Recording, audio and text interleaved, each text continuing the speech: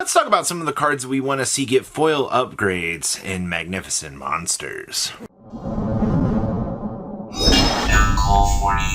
Make sure you guys smash the crap out of that subscribe button so you guys don't miss out on the Last Will. So Last Will basically has finally had the door open to a foil upgrade because of Waboku actually being present, which is actually really interesting. Last Will has, I don't even think, had a text update in a very long time. This would actually kind of involve Konami pulling an errata upgrade on this thing to be able to basically pull it out of the depths of extinction.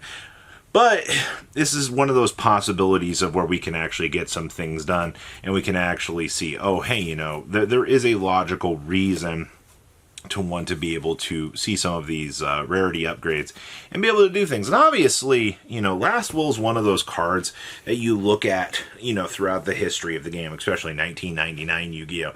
And it was a very broken card back in the day. So I think it would be nice to actually see us get some sort of momentum on a reprint upgrade for that. Iron Chain Dragon. If there is a card that deserves a reprint for Edison players, it is truly the Iron Chain Dragon, because this thing is still paywalled behind one printing, and it is still a massively important staple. That is, honestly, this probably should have been on the key reprints block for, you know, the reprint side of this, but instead I think a foil upgrade to this would be good enough. Edison players have truthfully deserved an Iron Chain upgrade, and I think Iron Chain also deserves an overhaul in the way that its archetype actually functions, because it's really sad right now when you look at the state that this, you know, deck was kind of left in.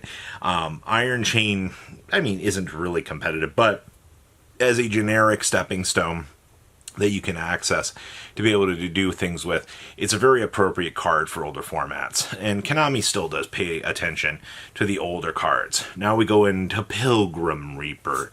Pilgrim Reaper is one of my favorite cards in the entire game of Yu-Gi-Oh!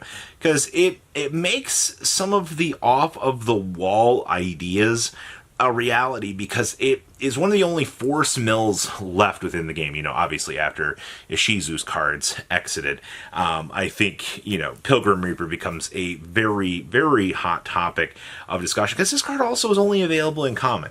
I think you can very easily slot this in as an ultra rare and let the whole 10 people that still play tier elements, and let me play this for, you know, Lightsworn, so I can do some extra little milling, so that I can try to do some, you know, Egyptian god shenanigans with this. So, you know, I can try to cheese out a Slifer from the graveyard to do something. This card is very much a degenerate card, but only when the bad ideas are actually able to connect, because that's all it really is, right? It's one of those cards you look at and you're like, oh, this is a facilitator.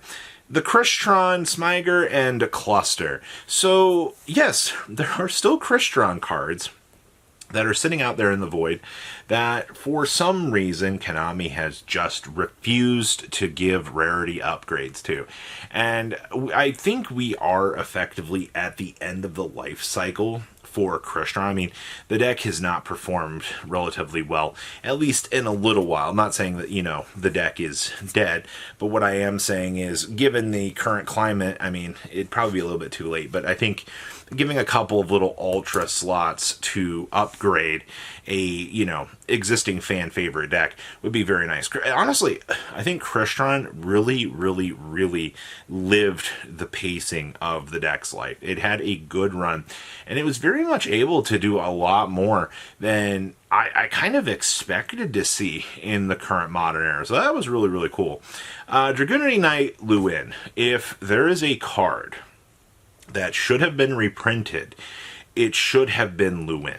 Now, this is the set that we are getting Halki Fibrax Prism in, which means that combining Luin with this would be a very nice addition to the set. Because Luin is the one that you end up cheating out with Halki Fibrax Prism, and then you're basically able to go ahead and combine them together to make Georgius, and then Georgius is able to, or Luin will go ahead and trigger and equip onto the Dragunity, which basically shuts off the graveyard, which is just going to put your opponent into a really bad situation, which is exactly what you want to be seeing. So I do think Dragunity Rarity Knight Luin would be one of the best rarity upgrades that we could actually find in this set, because it actually provides, you know, some much needed support to this deck. So we'll see where that goes. And then we have Bone Archfiend. Honestly, there's a metric crap ton of Archfiend cards in general that just need reprints. Now, this is not really... I feel like they might try to save this for the rival set, whatever, you know, name that they're going to try to cluster dump that in. So Bone Archfiend might not be an appropriate dumping place here, but it does feel like that Bone Archfiend has kind of been forgotten about, especially considering how important he is to the overall Red Dragon Archfiend strategy. But to be fair, you can say a lot of the Red Dragon Archfiend cards need to get reprints right now just to make them a little bit easier to get. I mean, that's been a lot of the scenario that we've been in right now. You know, X theme needs prints so that, you know, we can actually try to get more of these into circulation. And I do think that that would be a very, very good start. And then we have the Culinary Confrontation. This, with the Clown Crew deck, playing this in common has not been exciting whatsoever. Culinary Confrontation is one of those cards that I would be very surprised if Konami just kind of chose to ignore this for some reason. And I don't know why they would choose to not give us a, you know, reprint of this, because it plays such an important part into the deck's current strategies that, you know, you would want this, especially with the deck getting its Pendulum later on next year, which is, I mean, well, later this year. It's a little bit late, but I feel like this would be an appropriate place to at least, you know, get the rarity upgrade for Confrontation into circulation so that people could actually be able to use it. It's also, it's not exactly an exciting Ultra slot, but this would be a set that I'd be okay with receiving, you know, the upgrade in. And then we have Lightstorm Dragon. You know, I know the very few remaining Blue Eyes players out there are going to jump at joy at the thought of, you know, finally having a discussion about this coming into play. And I kind of agree with you guys. Honestly, at this stage, Lightstorm Dragon, it's not a super exciting card anymore, but it was able to, you know, target some spells and traps and be able to kind of wipe them off of the field. And it's still a card that Blue Eyes chooses to play in their extra deck. I mean, why would they not want to explore some good options to be able to control the opponent? That's exactly what this card is used for. It's just... Blue Eyes is the next set, so I think a couple of these cards getting dumped in here, we'll probably see them slot into the secondary set just to be able to see the thing. Or Konami could just surprise me and dump it in here. And then, of course, we have the first Penguin. With all of the hype that is around the Ashlon deck, or the Ashutra, I think this card deserves a rarity upgrade. You're pushing first Penguin onto the community, and this card is actually, like, crazy good. I think it is one of the most important cards coming up into, you know, upcoming strategies.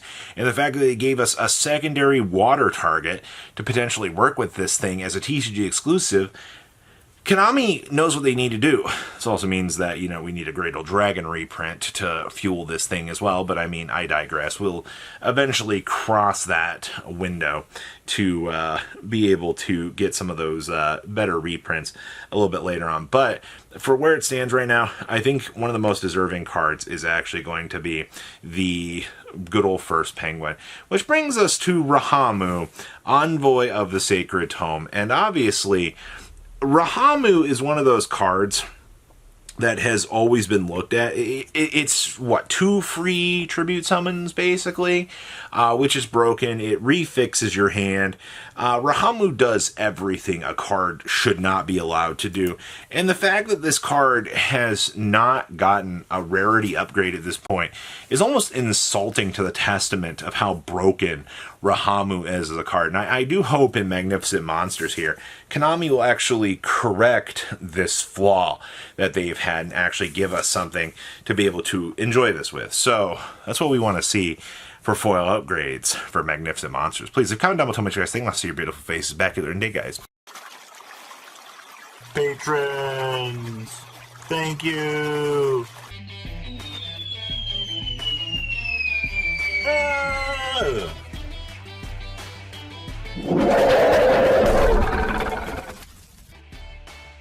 Thank you so much for watching. Check out these other videos.